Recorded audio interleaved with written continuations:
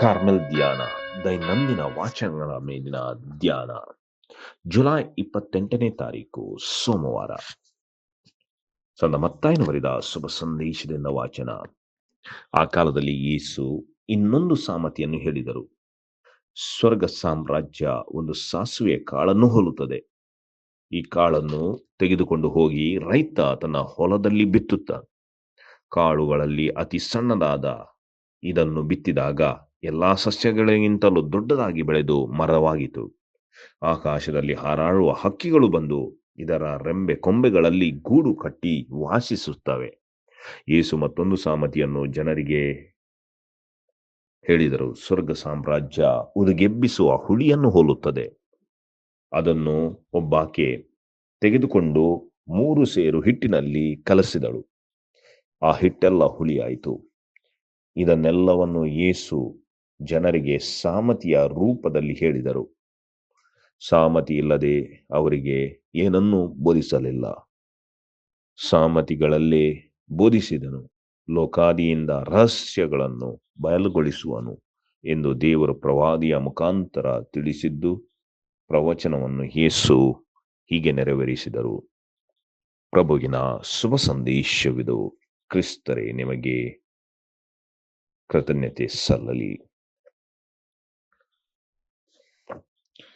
Carmel ಧ್ಯಾನವನ್ನು ಆಲಿಸುವ ಪ್ರೀತಿಯ ಸಹೋದರ ಮತ್ತು ಸಹೋದರಿಯರೇ, ಚಿಕ್ಕದಿಂದ ಆರಂಭವಾಗಿ ಸ್ವರ್ಗ ಸಾಮ್ರಾಜ್ಯ ಹೆಮ್ಮರವಾಗಿ ಬೆಳೆಯುತ್ತದೆ ಎಂಬುದು ಈ ಸಾಮತಿಯ ಅರ್ಥವಾಗಿದೆ. ಈ ಸಾಮತಿಯ ಮೂಲಕ ನಾವೆಲ್ಲರೂ ಪ್ರಭುವಿನ ಬಾಂಧವ್ಯದಲ್ಲಿ ಸ್ಥಿರವಾಗಿರಬೇಕು.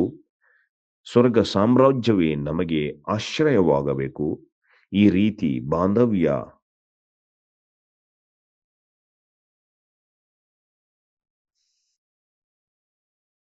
ಪ್ರಾಣಿಗಳಲ್ಲಿಯೂ ಕಾಣಿಸುತ್ತದೆ. ಆದರೆ ಪ್ರಾಣಿಗಳು ತಮ್ಮ ಪುಟ್ಟ ಕಂದಮ್ಮಗಳನ್ನು ತಮ್ಮ ಸೊಂಟದಲ್ಲಿ ಬಿಗಿಯಾಗಿಟ್ಟುಕೊಂಡು, ಅಂದರೆ ಗಟ್ಟಿಯಾಗಿ ಹಿಡಿದುಕೊಳ್ಳುವುದನ್ನು ಮರಿಯ ಕೈಯಿಂದ ಅದೆಷ್ಟು ಗಟ್ಟಿಯಾಗಿ ತನ್ನ ತಾಯಿಯನ್ನು ಅಪ್ಪಿಕೊಂಡಿರುತ್ತದೋ ಅಷ್ಟೇ ಸುರಕ್ಷಿತವಾಗಿ ಇರುತ್ತದೆ. ದೇವರು ಧರೆಯಲ್ಲಿರುವ ಪ್ರತಿಯೊಂದು ವಸ್ತುವನ್ನು ಒಳ್ಳೆಯದಾಗಿ ಸೃಷ್ಟಿಸಿದ್ದಾರೆ. ಆದರೆ ಸೈತಾನನ ಶೋಧನೆ ಮತ್ತು ಕುಯುಕ್ತಿಯಿಂದ ದುಷ್ಟಶಕ್ತಿಯು ತನ್ನ ಕಾರ್ಯವನ್ನು ಪ್ರಾರಂಭಿಸಿತು. ದೇವರು ತಮ್ಮ ಪುತ್ರ ಯೇಸುವಿನ ಮುಖಾಂತರ ದುಷ್ಟ ಶಕ್ತಿಯನ್ನು ತಕ್ಕ ಸಮಯದಲ್ಲಿ ದಮನ ಮಾಡಲು ಇಚ್ಛಿಸಿದ್ದಾರೆ. ಒಳ್ಳೆಯದನ್ನು ಮತ್ತು ಕೆಟ್ಟದನ್ನು ಒಟ್ಟಿಗೆ ಬೆಳೆಯಲು ಅನುವು ಮಾಡಿಕೊಟ್ಟಿದ್ದಾರೆ. ದೇವರು ಅನೇಕ ಕಾರ್ಯಗಳನ್ನು ಇನ್ನೂ ಗೌಪ್ಯವಾಗಿ ವಿವಿಧ ರೀತಿಯಲ್ಲಿ ಮಾಡುತ್ತಾರೆ. ಸ್ವರ್ಗ ಸಾಮ್ರಾಜ್ಯ ಒಂದು ಅತಿ ಸೂಕ್ಷ್ಮವಾದ ವಿಷಯವಾದರೂ ಅದು ಹೆಮ್ಮರವಾಗಿ ಪ್ರತ್ಯಕ್ಷವಾದಾಗ ಮಾತ್ರ ಅದರ ಅನುಭವ ನಮಗೆ ಆಗುತ್ತದೆ. ಇಲ್ಲಿ ದೇವರ ಸಾಮ್ರಾಜ್ಯ ಎಂದರೆ ವ್ಯಕ್ತಿ ಮತ್ತು ಅವರ ಪ್ರಸನ್ನತೆ. ಆ ವ್ಯಕ್ತಿಯಾಗಿದ್ದಾರೆ ಯೇಸು ಕ್ರಿಸ್ತರು. The presence and person of Jesus Christ, ಅಂದರೆ ಯೇಸುವಿನ ಪ್ರಸನ್ನತೆ ಮತ್ತು ವ್ಯಕ್ತಿತ್ವ ಈ ಮೂಲ ಸಾಮತಿಯ ಸ್ವರ್ಗ ಸಾಮ್ರಾಜ್ಯದ ಅರ್ಥ. ಯೇಸು ಎಂಬ ವ್ಯಕ್ತಿತ್ವವನ್ನು ನಾವು ಸ್ವೀಕರಿಸಿದಾಗ ಅಥವಾ ಅವರ ಪ್ರಸನ್ನತೆಯನ್ನು ನಾವು ನಮ್ಮನ್ನು ಶರಣಾಗಿಸಿದಾಗ ನಾವು ಅವರ ಪ್ರಸನ್ನತೆಗೆ ಅವರು ನಮ್ಮ ಜೀವನದಲ್ಲಿ ಹೇರಳವಾಗಿ ಬೆಳೆಯುತ್ತಾರೆ. ಸ್ಥಾನಿಕ ಸಂತ ಯೋಹಾನರು ಹೇಳಿದಂತೆ ಅವರು ಹಿಗ್ಗಬೇಕು, ನಾನು ಕುಗ್ಗಬೇಕು. ಈ should increase, I should decrease. ಹಾಗೆ ನಮ್ಮ ಜೀವನದಲ್ಲಿ ಸ್ವರ್ಗ ಸಾಮ್ರಾಜ್ಯ ಹಿಗ್ಗಬೇಕು, ನಾವು ಕುಗ್ಗಬೇಕು.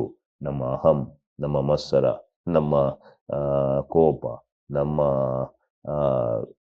ಪಾಪಮಯ ಜೀವನ ಕುಗ್ಗಬೇಕು. ಯೇಸು ಹಿಗ್ಗಬೇಕು. ಈ ಜೀವನಕ್ಕಾಗಿ ವಿಶೇಷವಾಗಿ ನಾವು ಯೇಸುವಿನಲ್ಲಿ ಪ್ರಾರ್ಥಿಸೋಣ. ತಂದೆಯಾದ ದೇವರೇ, ನೀವು ಸ್ವರ್ಗ ಸಾಮ್ರಾಜ್ಯವನ್ನು ಒಂದು ಸಣ್ಣ ಸಾಸಿವೆ ಕಾಳಿಗೆ ಹೋಲಿಸುತ್ತೀರಿ. ಹೇಗೆ ಸಾಸಿವೆ ಕಾಳು ಹೆಮ್ಮರವಾಗಿ ಬೆಳೆಯುತ್ತದೋ ಹಾಗೆ ನೀವು ನಮ್ಮ ಜೀವನದಲ್ಲಿ ಬೆಳೆಯಲು ಆಶಿಸುತ್ತೀರಿ. ಅದಕ್ಕೆ ಫಲವತ್ತಾದ ಮಣ್ಣು ಮತ್ತು ಪೋಷಣೆ ನಾವಾಗಲು ಮತ್ತು ನಿಮ್ಮ ಎಲ್ಲ ಯೋಜನೆಗಳಿಗೆ ಸಕಾರಾತ್ಮಕವಾಗಿ ನಾವು ಸ್ಪಂದನೆ ಕೊಡಲು ನಮ್ಮ ಹೃದಯಗಳನ್ನು ಬೆಳಗಿಸಿರಿ. ಆಮೇನ್. ಪ್ರಿಯರೇ, ಕಾರ್ಮೆಲ್ ಧ್ಯಾನ ದೈನಂದಿನ ವಾಚನಗಳ ಮೇಲಿನ ಧ್ಯಾನ ನಿಮಗೆಲ್ಲರಿಗೂ ಶುಭ ದಿನವನ್ನು ಕೋರುತ್ತೇನೆ. ಆಮೇನ್.